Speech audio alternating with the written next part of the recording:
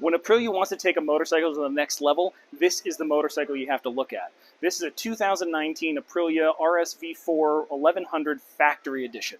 So the Factory Edition gets 100 cc's more as far as engine displacement and makes 217 horsepower, which is part of the reason they've won 54 world titles as far as motorcycle racing goes.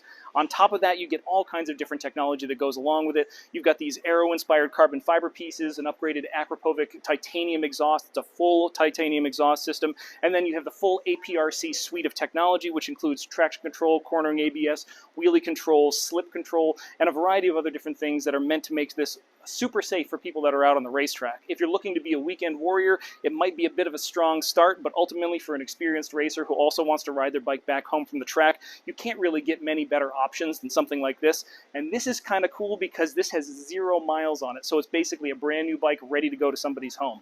Overall, unparalleled performance and one of the coolest bikes that you could really get into.